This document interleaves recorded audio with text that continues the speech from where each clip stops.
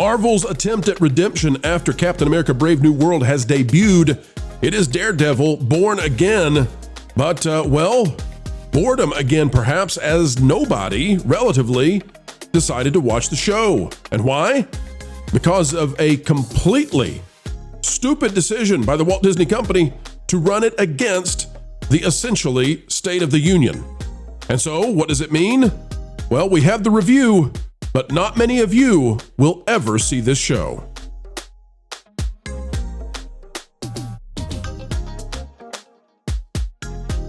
Hello, folks. Welcome back. We are happy to have you. It is an honor every time you invite us into your day. Truly, we mean it. An attitude of gratitude each and every time that you click on one of these videos. Folks, we ask that you do one more tiny thing, and that is click the like button as we dive into Daredevil, which is a series on Disney Plus. They needed to have win, and yet they took all the wind out of the sails through a major programming error. But that's not all. There's also a major, huge, if you will, narrative faux pas. We'll tell you all about it right now. Lauren, did you watch Daredevil, the first episode? Yeah, I did. It may not mean as much to me as others because I didn't see the original Netflix series, so I'm not sure how much that ties in. But I did get to see it before I joined the stream. All right, let's do this, folks. Right now, for those of you who on the panel who had the chance to watch Daredevil Reborn, it's a very odd situation because Disney released 2 episodes that are approximately 2 hours in total runtime. That's a featured-length film. On the same night that the President of the United States is giving a historic speech. So they didn't attempt to move it, and that means very few people will have seen this, and it probably means that it will significantly stall in terms of its launch. However, we do have individuals here on the panel who have watched Daredevil Reborn, or Born Again, or whatever this Daredevil is. Daredevil season, we're back again. Guys who watched the first episode, give me your thoughts, and specifically, I'm curious about what you think in terms of the comparisons that are going to be made about President Trump and whether or not he is being represented yet again in another Marvel series. Lauren, we'll start with you. I think he definitely was, and it turned me off of the show, which I feel bad about because I was kind of excited about this, especially because of the trailers. Like I said, I did not get to see all of the original Netflix Daredevil show. I got to see part of the first season, and that was many years ago now, and so I don't really recall very much about it, but I was excited to get to see these performers again, and it started strong. The opening of the episode had a hook that kind of surprised me and had me invested, but once you got about to the midpoint, it lost me pretty hard. I'm not sure I even want to watch the second episode. All right, Nolan, did you have the same kind of experience? Yes, also as someone who didn't see the Netflix show. Now, I am not one to get turned off by media just because it gets political. I remember I went to bat at the start of Arcane saying that I did not feel the show was woke. But this show, and with Lauren, I thought it started out extremely strong. I thought they had a lot of creativity with the one continuous shot of all the drama and everything that brings Daredevil in this point in his life. But once things started getting into the Trump comparison, it was just so blatant. And I love a good commentary on political corruption. I think Revenge of the Sith is a masterpiece for that reason, because they showed political, but they didn't make it blatant of like the past experience has left me scar. You know, it's an over-the-top Star Wars way of showing political corruption as opposed to let's go one for one what has been going on in our world right now.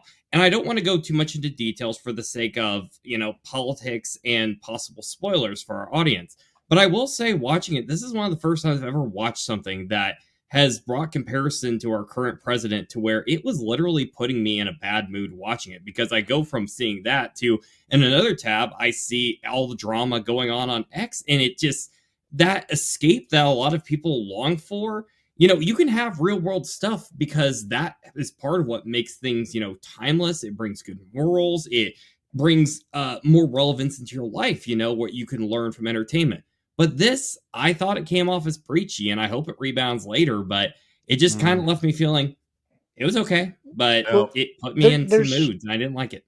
There's another thing I want to say, which is that it's not just the comparison between the Kingpin and the Trump and Trump, which I think, you know, as others have said in the chat, that's been there in the comics for a while.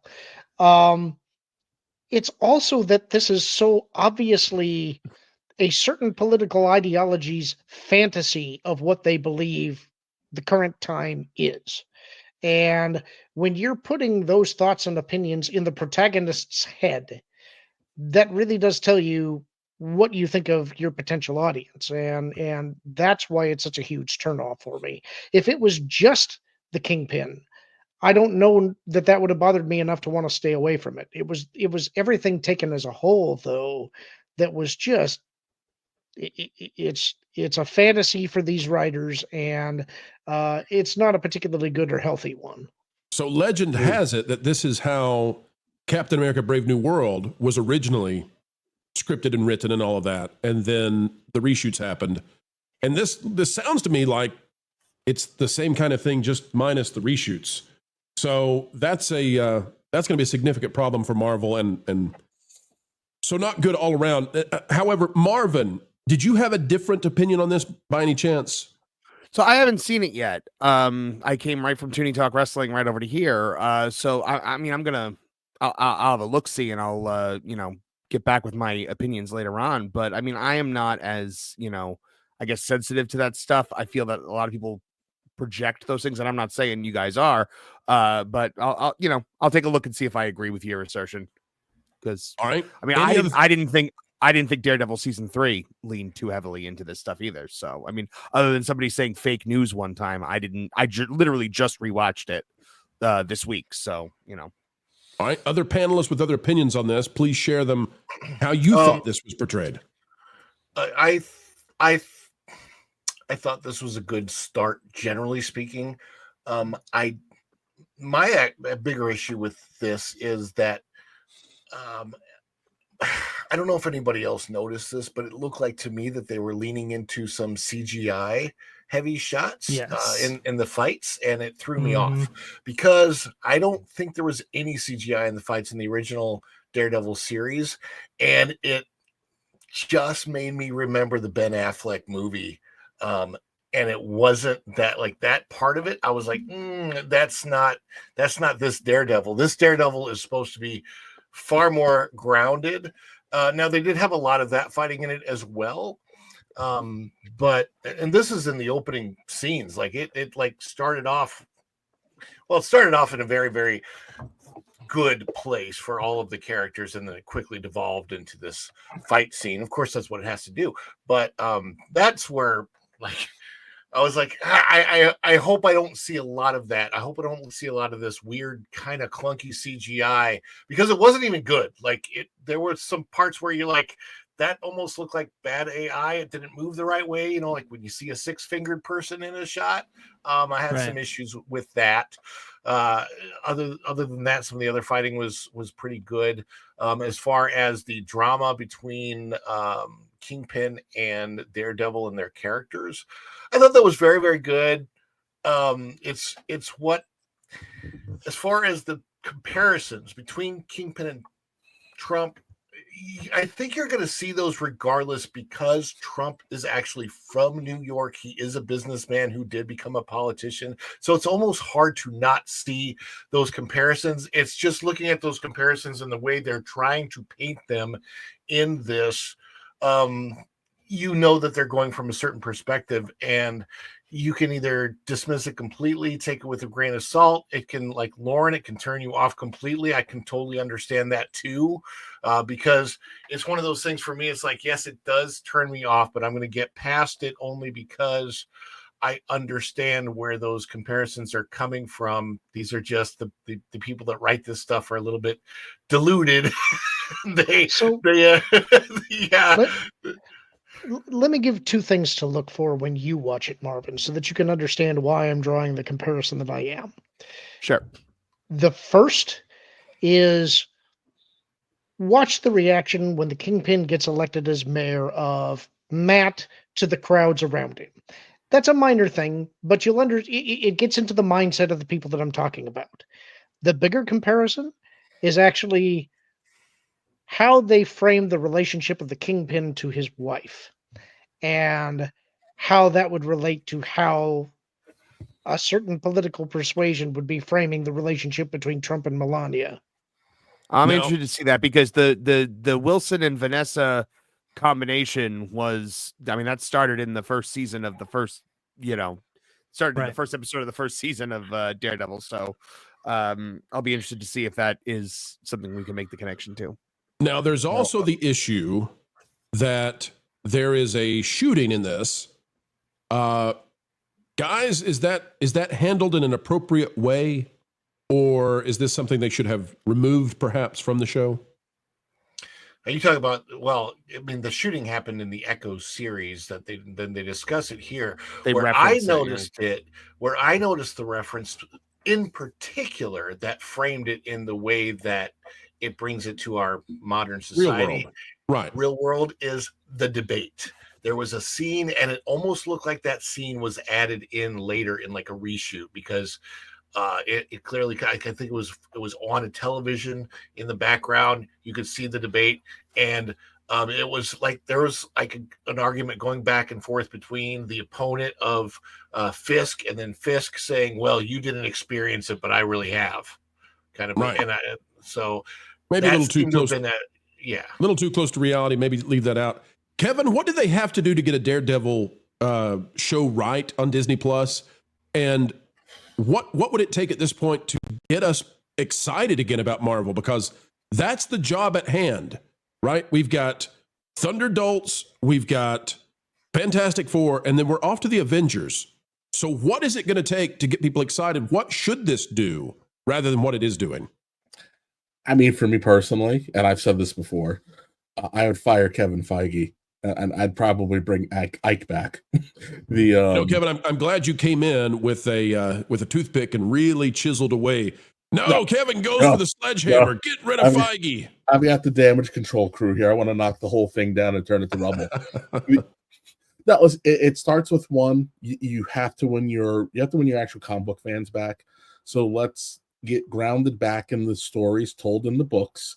The books are written in a way that it's universal. You can pick it up and jump in, whether you're 50 or 5.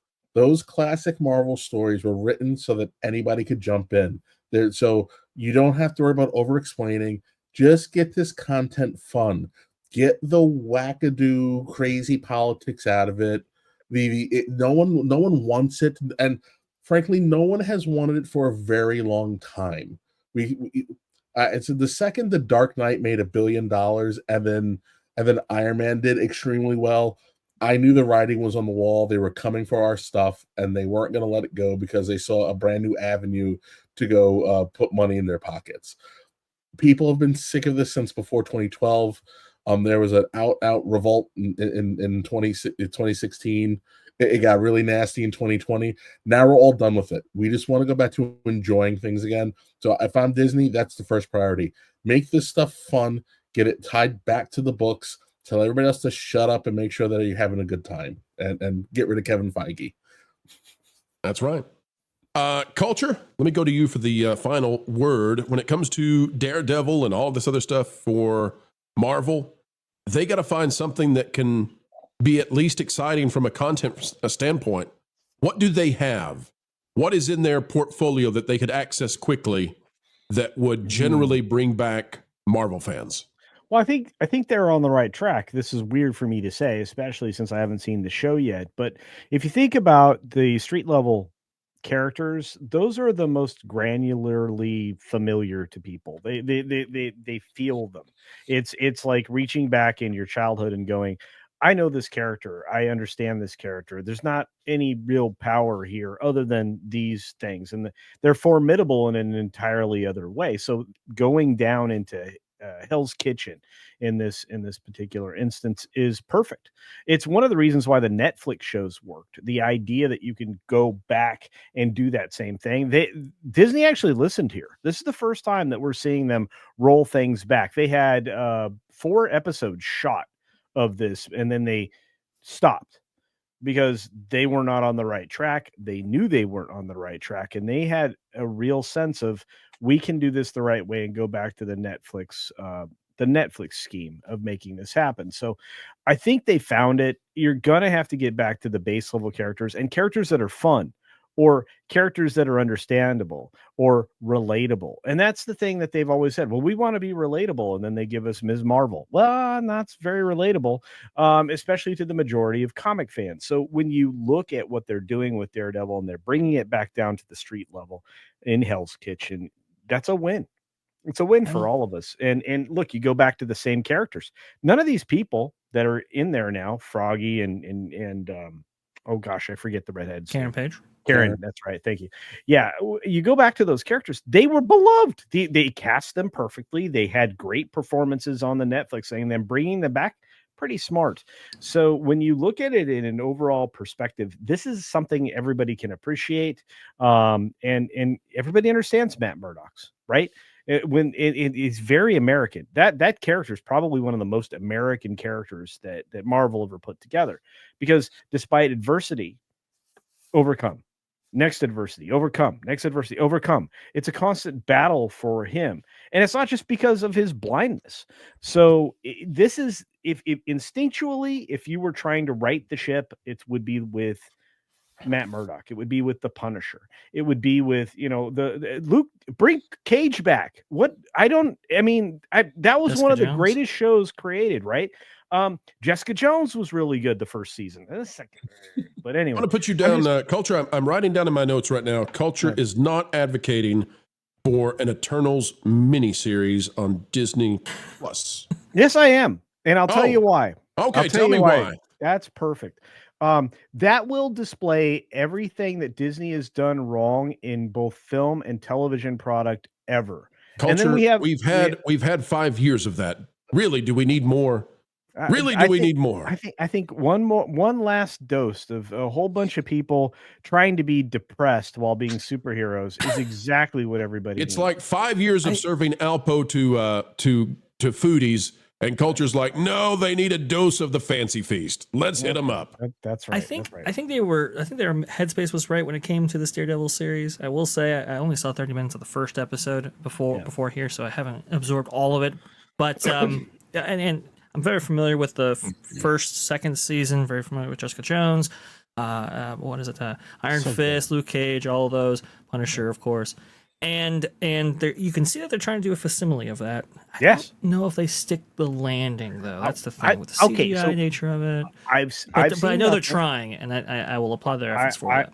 I've seen nothing, and the fact they pulled the tiger in, I don't know. Right? Once I see it, I'll be in a better position to evaluate it. But their instincts are right to bring this back to the street level, to bring it back to the relatable. I mean, like ladies are going to be able to identify with Karen. Right. And if they bring in, and again, Jessica could be introduced into this. I don't know. There's a lot of surprise castings and cameos apparently in this. So, you might see something that you're going to go, wait a minute, are they really going to do that? And that would be the point at which maybe they could hook me again, at least with a television product, because everything else television they failed at. And believe me, Lorne's not, he's right here, but he's pretending not to be. But Lorne knows they haven't been able to nail the landing on anything TV, whether it be Marvel or Star Wars. And I know it sounds like I'm rooting for this, because I am, but I want something good. It would be a lovely change. I would welcome it. And I think everybody else would too. Speaking of something good, dear Disney, call us. I'll get you hooked up with some people who can make a young Nightcrawler series. We'll do it. Kevin, you are coming in with the final word. I see you now. Wait, listen, this is extremely important for Disney. If my count is right, we've had 20 releases since Endgame. And if we're going to be generous, because I'll give them a slight one with Shang-Chi, they've only had 6 positive outcomes.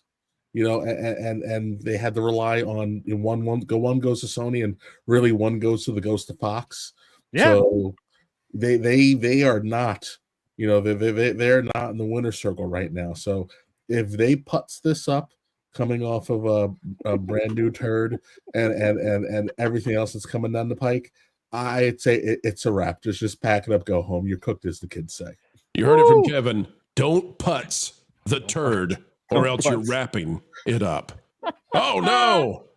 Put this baby to bed. This video is over. Turn off the lights, but not quite yet, folks, because we do ask one final thing before we say goodbye, and that is, would you consider clicking the like button? Share, subscribe, click it and stick it to those algorithms. It is the notification bell, and drop a comment down below. Also greatly appreciated, anytime you would like to share this out on your favorite social media platforms, well, we would love that. And we'd also love to hear your thoughts. Folks, drop a comment down below and use that beautiful mind of yours. If you would not mind, we'd love to know what you're thinking. Also, if you would like to become a member of the channel, it's as simple as clicking the join button. It is the price of a soda per month, and you'll gain access to all kinds of new, cool, exclusive information. Folks, until the next time we have the honor of spending time with you, keep learning, keep growing, and as always, keep having fun. Why listen to music made by people and companies who really don't like you? Check out Vacation Radio today and prepare for all new content made by the people behind the WDW Pro Channel. It's the place you need for all the music. That should be fun.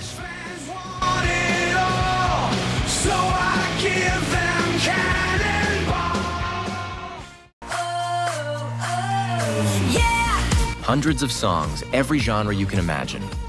Listen live on YouTube and enjoy a set list that's always sunny. It's Vacation Radio.